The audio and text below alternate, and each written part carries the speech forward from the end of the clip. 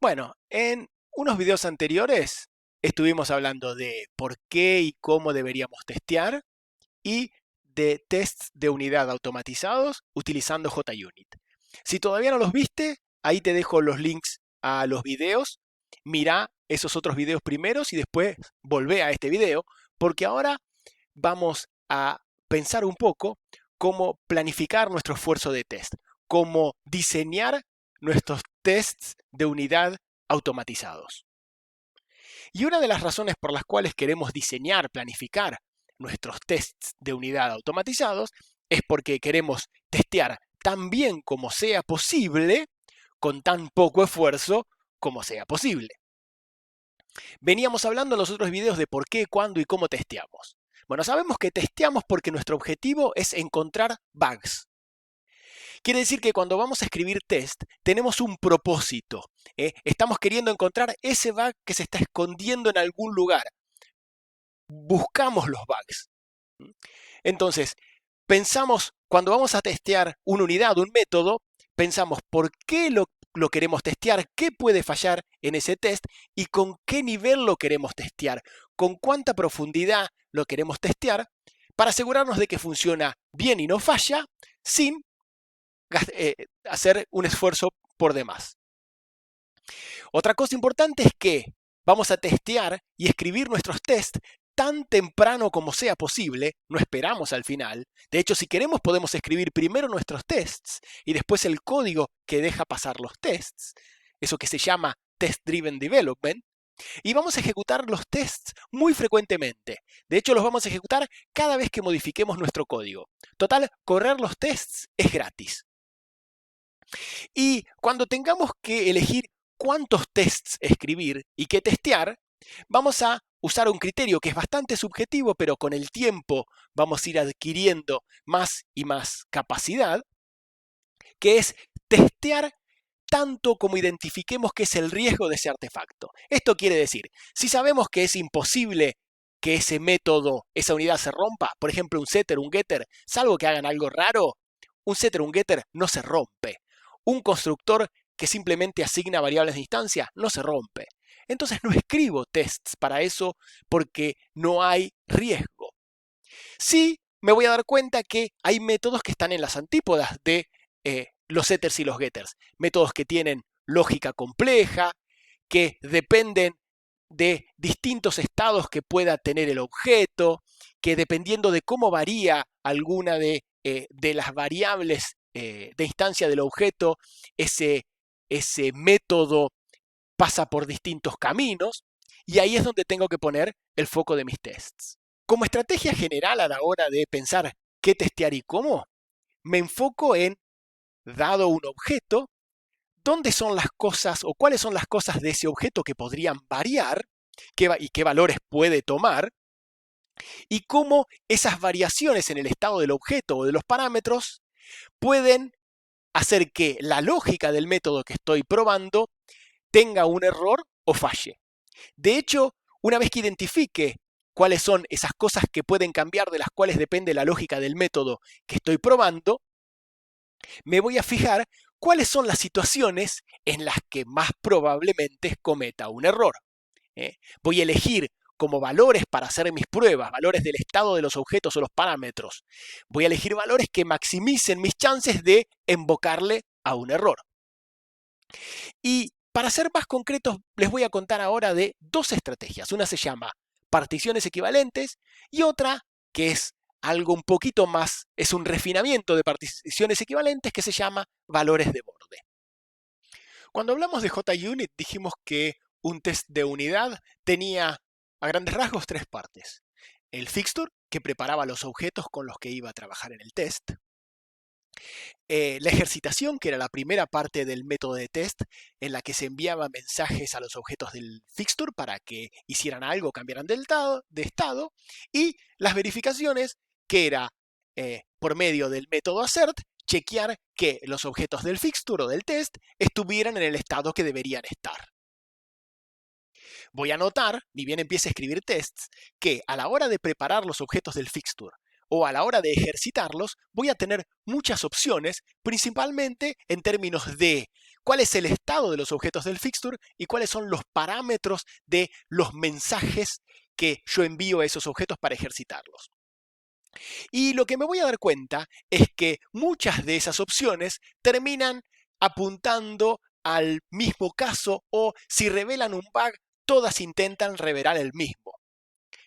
Por ejemplo, si se tratase de un atributo de uno de los objetos del fixer, la temperatura, y me dicen que la temperatura debe ser un valor que está entre 0 y 100, bueno, probablemente probar con temperatura en 1, en 2, en 3, en 4, en 90 es lo mismo.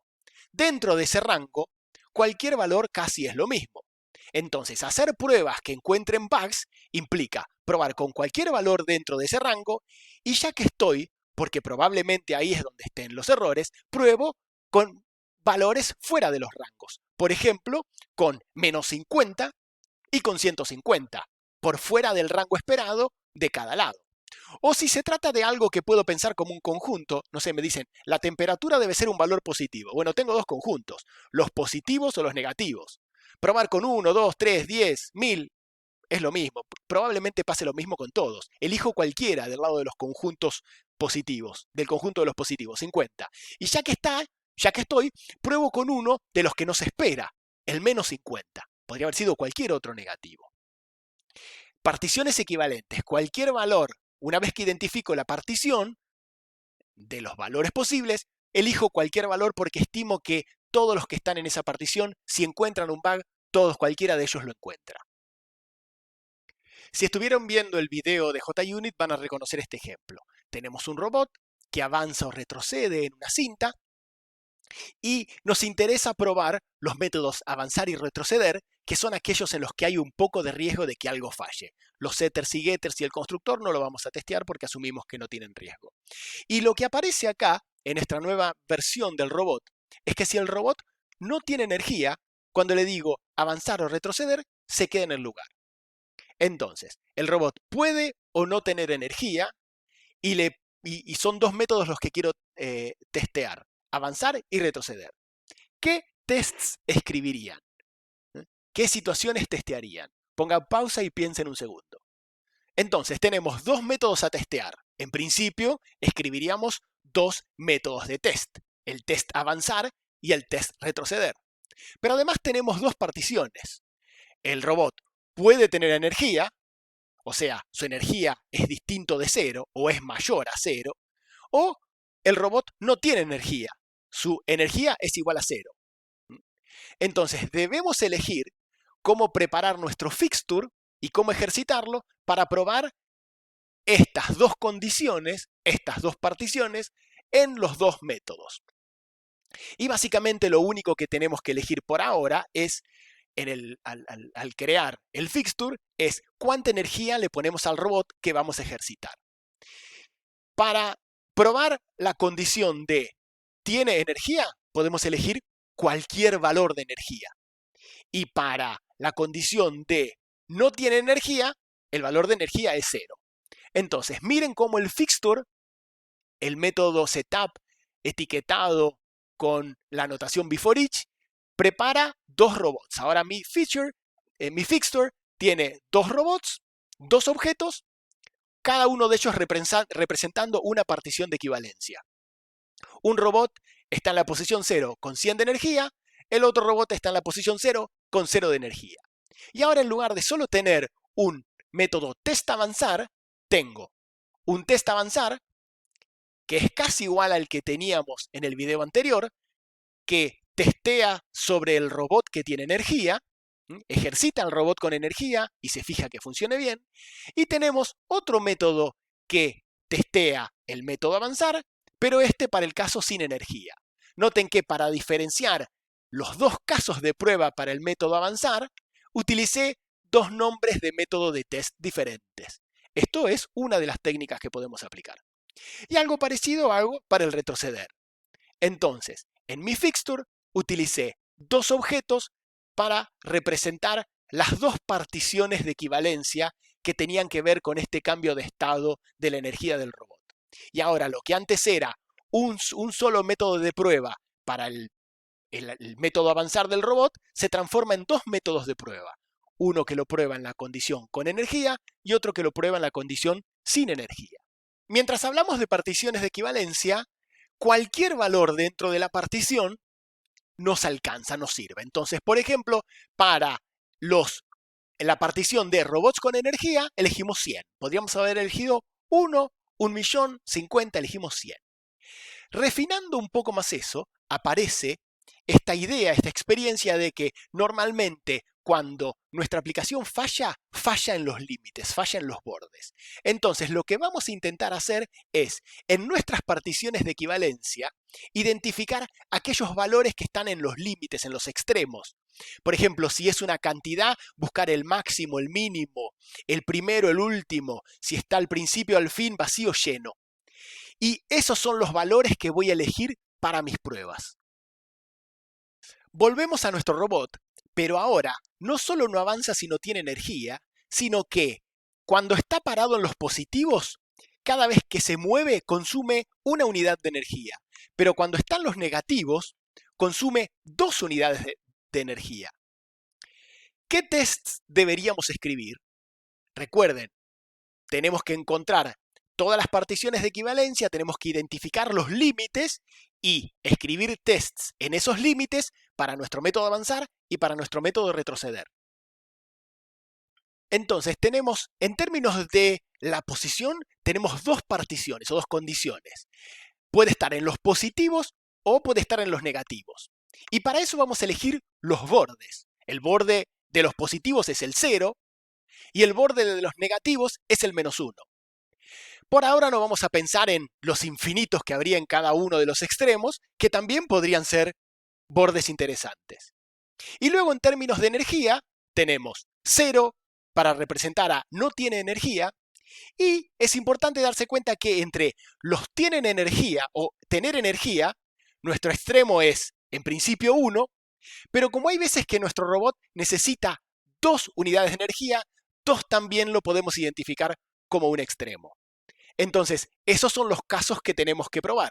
Tenemos que probar el avanzar y retroceder con posición en 0 y en -1, con energía 0, 1 y 2. Y hacemos algo parecido a lo que hicimos cuando estábamos hablando de particiones de equivalencia. Preparamos nuestro fixture con objetos que representan nuestras distintas particiones, los bordes de nuestras distintas particiones. Tenemos un robot en el 0 con 0 de energía, un robot en el 0 con energía, en el límite. Tenemos un robot de los negativos en el -1, que es el límite de los negativos, pero con poca energía, con 1, y un robot en -1, el límite de los negativos, con 2 de energía. Esos serían nuestros extremos. Y luego vamos a ver que los métodos de tests se escriben de forma muy similar a lo que veníamos escribiendo los tests hasta ahora. El desafío no está tanto en escribir los métodos de tests, sino en identificar cuáles son las distintas condiciones en las que yo debo probar cada uno de los métodos. Acá en el ejemplo solamente se muestra las 4 variantes que identificamos para el avanzar. Más abajo en esta clase siguen 4 variantes equivalentes para el retroceder. Bueno, entonces, hablamos de cómo diseñar nuestros tests identificando particiones de equivalencia y dentro de esas particiones los bordes donde vamos a encontrar problemas.